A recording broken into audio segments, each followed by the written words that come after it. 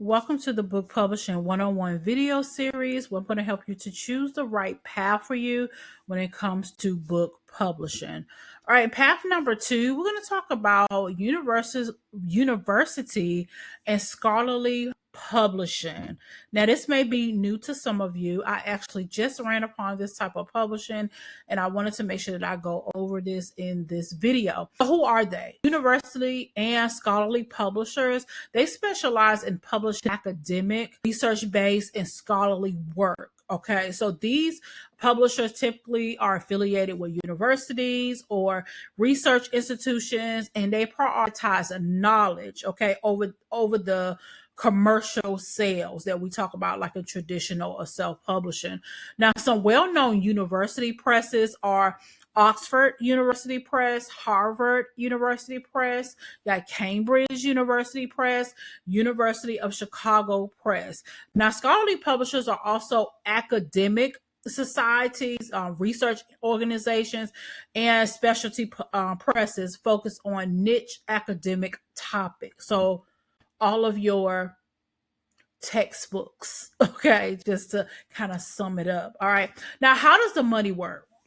No advance for most authors. Unlike traditional publishing, authors rarely receive an advance. Now, when it comes to royalties, they are very minimum as well, because academic books are typically, they have a low royalty rate of 5 to 10% due to the specialized audience. So this is not like, oh, they want to make New York Times bestseller list.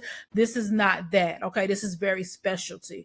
Authors pay fees. Like some university presses require authors to cover part of the production costs, especially for open access publishing. Also grants, they have some grants and institutionalized funding. So you have authors that can secure funding from universities, research organizations, and to help them support their publication.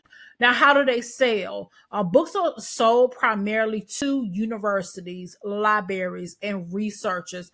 It's not a mass market to like different bookstores. They do just distribute often through a lot of academic conferences, online scholarly databases, and direct sales from publishers. Okay, many university presses also, they offer open access publishing, which allows them to digitally distribute their work as well.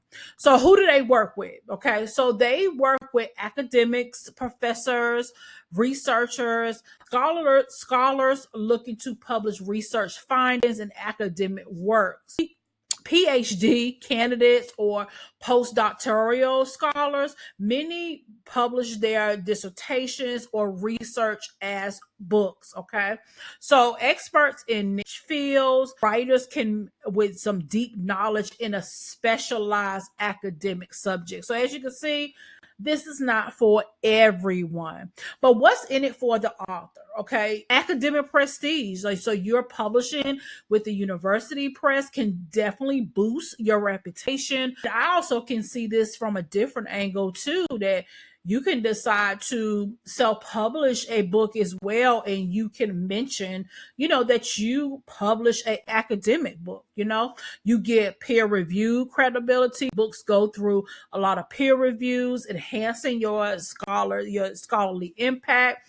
You do have institutional support, so many authors get funding and backing from their universities. You get long-term relevancy as well. So academic books have a longer shelf life, as you can see, because, especially when they're being published for universities and college, it's not just one person using that book. It goes on and on and on.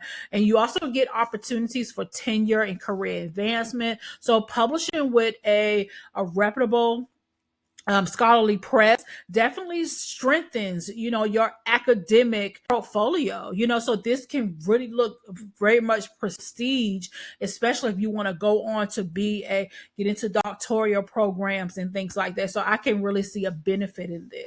Now, who is not for? This type of publishing is not for authors looking for higher royalties. It's not for fiction writers, mass market authors, those of you that want to share your story and those things. This is not not for you, because these publishers really focus on academic topics. It's not for commercial fiction or nonfiction. Writers who want fast publication, the review and the approval process can take 1 to 2 years or longer. It's not for authors who aren't subject matter experts. So these publishers require a strong academic background and credentials. All right.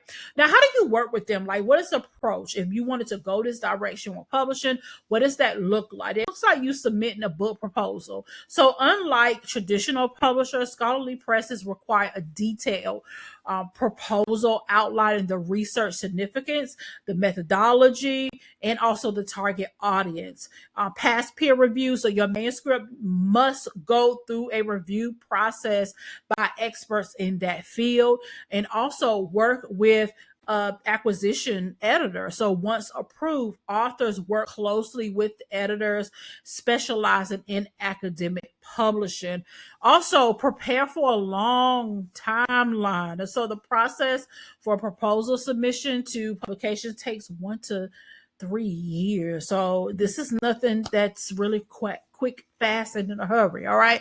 But here's some things I want you to watch out for. Long reviews, approval process, limited commercial success. So this is not for mainstream, bestseller authors and statuses. You got potential costs as well. So some presses require you to pay, to cover the publishing expenses. You got strict formatting and citation rules. So university presses really have a rigid formatting and style requirement, like APA. I have to write an APA when I was in English, MLA as well, Chicago, etc. So they have those strict rules. Versus you writing your own book, there's not really a style requirement. Okay, limited marketing support. So authors are often responsible for promoting their own work through academic networks. All right. So thank you so much for tuning in to the Book Publishing One-on-One video series, where I am helping you to choose the best publishing path for you. Right below here, you're going to find a free checklist that is located in a Google